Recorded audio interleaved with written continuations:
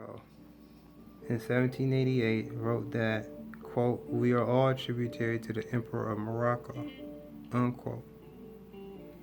And this is before 1788. That's before the American Revolution started. Or, right, well, American Revolution started in 1775. So this is actually after the start of the American Revolution. Okay?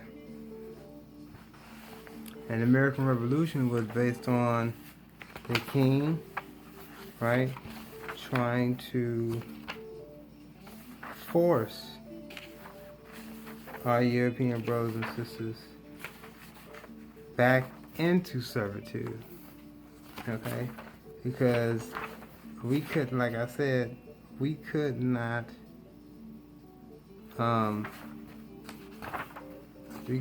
get our European brothers and sisters out of servitude.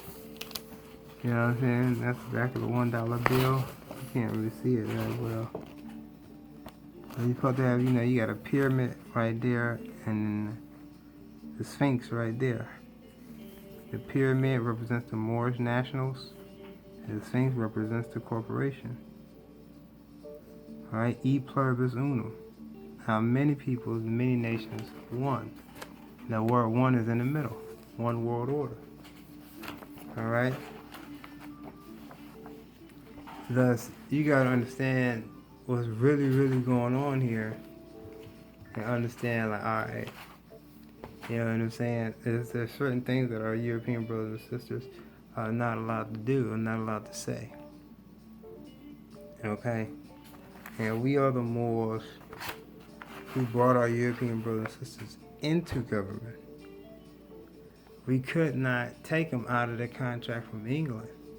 But once we made a treaty with them, a treaty of peace and friendship, let alone with the Treaty of Choctaw, the Treaty of the Wampanoag, and the Iroquois, and the Abenaki and the Wabanaki, with all of these treaties that we made and that we put in place, okay, the Europeans recognized that they were not dependent on England anymore. So now they could break away from England if they wanted to, and that's what they tried to do. It's just that, unfortunately, England didn't see it that way, and they didn't want that to happen, so that's when they came here and tried to force the European brothers and sisters back into servitude by force. Okay? Here's a copy of the Moorish flag right here. Alright? George Washington's letter to the Sultan of Morocco, acknowledging that the empire is on both sides. Alright? And I would like to say this. Alright? This is a picture of George Washington Masonic Memorial Museum. In it, you got the grotto room. In the grotto room, you have these Moorish fezzes with names on them. Alright? Ben Bey. Alright? Acknowledging that it was the Moors who brought George Washington into this order. Alright? And these pictures, this is agreed upon and seconded. You understand what I'm saying? But these pictures, that's why these pictures were put out here. I don't know if you can see them. With George Washington in the front, you can't see the Moor right there in the back. George Washington and the Moor. George Washington right there, and then the Moors right there. Because it was George Washington who was initiated, and then Adam Weishaupt Soot came from the church in the Rosicrucian and was trying to infiltrate it. Okay? So it's very important to understand this. Picture of King George right here. A little bit darker. Queen Elizabeth, mixed ancestry. Okay? So it's very important to understand this truth. Okay? Understand that from 1776 to 1789, that's 13 years. Who was the president during those years? And right here we have an article by Senator Charles Matthias. talking about how George Washington wasn't the first president. Now there were 7 presidents before him that they don't talk about in school. He was the George Washington, and that's because George Washington was the first president under the Constitution. You had Cyrus Griffiths, like John Hancock, Elias Bothell, right? Richard Henry Lee, John Hanson. These were all presidents under the Articles of Confederation. And you had 7 more presidents who was under the Articles of Association. Okay? But they don't really get into that because they want to start at the Constitution. Okay? So it's very important to understand what was going on and understand the significance of this time that we're in right now. Okay? Thus, it's very important to understand this truth. Understand what's really going on. Alright? And understand that we are the Moors who brought the Europeans into government through Masonry and Rosicrucian. Alright? And the Masons and the Rosicrucians are supposed to preserve their job is to preserve the ancient order for when it's our time to step back in. Alright? And now it's our time to step back in. Alright? That's what we are here to do now. Okay? And the only way to do that is to proceed with love and peace. Not sex, not conflict, not drugs, not emotions. Alright? And the only way to do that is to abolish ignorance. Once you abolish ignorance, alright, then you can begin to proceed and write a new song. Okay? Begin to proceed with equality and harmony and truth and balance. Love and peace, because that's what this is all about, love and peace. All about love and peace, brother. Equality. One family. Alright, not 2, not 10. One family. Okay? And I'm going to close this issue with saying this. Alright, with the next 5 or 6 minutes that we got here. Alright.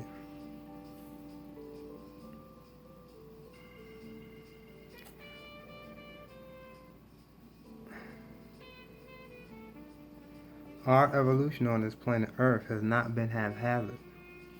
There is a plan.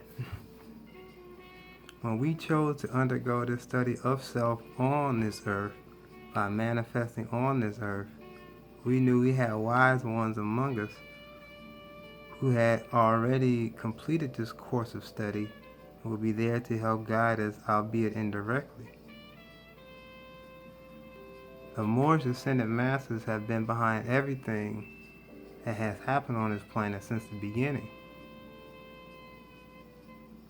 These ascended masters were called the 24 scientists by the Honorable Elijah Muhammad, and called the 24 elders round about the throne of God in the Bible. These 24 scientists, the 24 elders, by the way, is another allegorical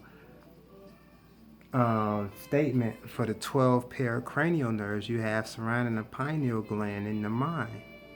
It's all about self. It's knowing the study of self. Once you know thyself, then you will be in your higher self, and you won't be doing no more the lying and cheating and stealing, and you won't be in these situations where you would be in servitude anymore, because you're going to get yourself out of servitude. You're not looking for no one to free you or free anybody. You're going to free yourself by beginning to dedicate yourself to your higher self. And that's what this time is. The time for the Moors to help our European brothers and sisters, and our Moorish brothers and sisters, and our Asian brothers and sisters, and our Arabian and Hindustanian brothers and sisters, right? Into their higher self once again. Alright? Our people are ancient people. Truly, we are the Ancient of Days. This universe is a projection of our conscious mind, a thought upon a holographic material of the universe, otherwise known as the ethers. This projection caused the ethers to vibrate and play a universal song called the music of the spheres, and thus engender the myriad forms, the matter, the bodies, human, animal, and plant, that we call reality. Thus the universe is our paradigm, the Moorish paradigm. Islam. These ascended masters are us, only in a more highly evolved form. You could say in a sense that they are our beginning as well as our future, as well as our origin. From that level of consciousness we came, and to it we will return. All throughout the ages there have been a form of education and initiation that was designed to return man back to his original estate.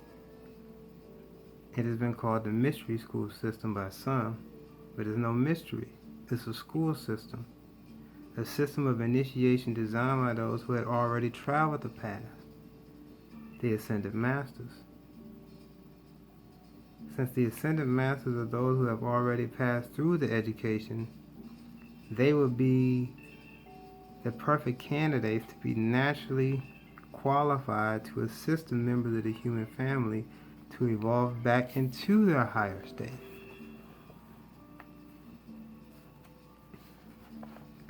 This esoteric knowledge involves knowledge of the universe and how it works, and a true understanding of the relationship of God and man.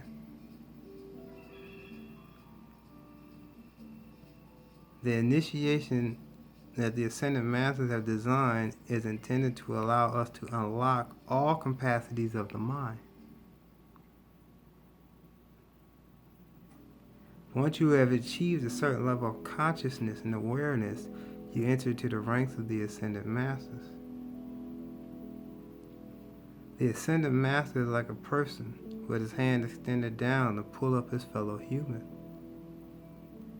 This is the responsibility of being a true Ascended Master, and in fact what allows one to reach the top of the mountain in the first place. Alright?